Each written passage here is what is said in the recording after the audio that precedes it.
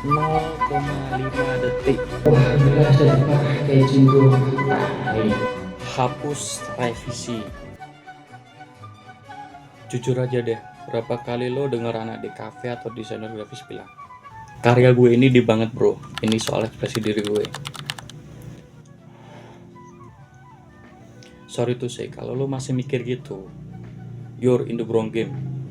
Banyak dari kita yang terjebak menyembah estetika. Kita sibuk mikirin palet warna yang vibe-nya kohwit lah, tipografi yang edgy lah, atau komposisi yang artsy.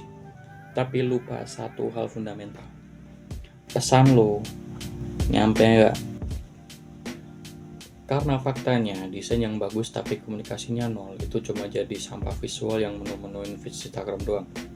Hari ini gue Faizal mau bahas kenapa di DKV kata komunikasi itu posisinya ada di tengah. Karena dia adalah jantungnya, bukan visualnya. Pertama, di sini gue sembari mengerjakan tugas mata kuliah yang lain. Pertama, kita harus bedah dulu miskonsepsi ini. DKV itu bukan seni murni. Kalau seni murni, lo bebas bikin orang bingung.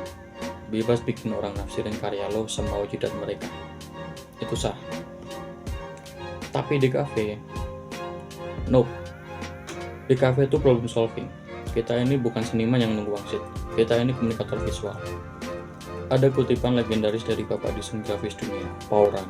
Dia pernah bilang gini, design is the silent ambassador of your brand.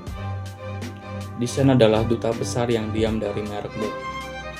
Dengerin kata kuncinya, ambassador. Duta besar tugasnya ngapain? Ngomong, menyampaikan pesan negara ke orang lain. Kalau duta besarnya amit-amit bisu atau ngomongnya ngelantur, ya hancur reputasi negara. Sama kayak desain, kalau visual lo bisu, brand klien lo hancur. Gue baru aja nonton videonya Ferry Irwandi yang judulnya Ide Itu Tidak Mahal, dan itu relate parah dalam dunia desain. Ferry bilang, ide itu produk sampingan otak, default mode network, dan itu murah. Semua orang punya ide, yang mahal itu eksekusinya, pembuktiannya. Nah, kalau kita tarik di DKV, visual yang cantik itu murah. Semua orang sekarang bisa bikin gambar bagus pakai AI, pakai template Canva. Satset jadi, itu komoditas murah. Yang mahal adalah kemampuan lo merangkai visual. Itu jadi sebuah jembatan komunikasi yang efektif. Ingat kata George Frascara, seorang profesor desainer komunikasi visual ternama. Di jurnalnya, dia menekankan bahwa tujuan utama desain komunikasi visual itu ada 3. Knowledge, attitude, behavior. Jadi kalau desain poster himbauan buang sampah lo cuma bagus warnanya, tapi orang tetap buang sampah setelah melihat itu, fail. Itu bukan desain, itu dekorasi. Ini bukan cuma omongan gue doang ya, riset akademik juga bilang gitu. Dalam jurnal Peran Desain Komunikasi Visual dalam Dunia Industri Kreatif 2024 disebutkan bahwa DKV berfungsi sebagai medium persuasi yang efektif, bukan sekedar nilai tambah ekonomi.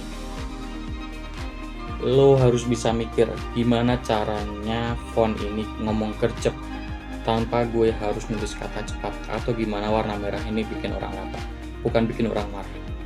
Kita hidup di era attention economy, manusia Gen Z kayak kita. Attention span-nya mungkin lebih pendek dari ikan mas roti. Kalau komunikasi visual lo bertele-tele, audiens bakal skip 0,5 detik. Itu level komunikasi yang gue maksud. Lo ngontrol alam bawah sadar orang lewat elemen visual. Itu powernya. Bukan sekedar Wah, jelas dan pakai jingo. Jadi intinya simple guys, jangan jadi desainer yang egosentris. Jangan cuma peduli sama portofolio lo yang kelihatan keren di Behance maupun IG, tapi pas dipakai klien malah bikin konsumen bingung. Jadilah desainer yang empatik. Posisikan diri lo sebagai audiens yang gak ngerti apa-apa. Apakah pesan lo nyampe? Apakah mereka paham? Kalau belum, hapus revisi. Gak peduli seberapa sayang lo sama gambar itu. Sekarang gue tantang lo, coba tulis di kolom komentar, apa dosa desain terbesar yang pernah lo lakuin? Pernah nggak lo bikin desain super ribet cuma biar kelihatan pinter, keren? Audiens malah gagal paham. Drop cerita lo di bawah, kita diskusi. Ingat, desain yang baik itu nggak harus teriak. Dia cuma perlu dimengerti. Gue Faizal.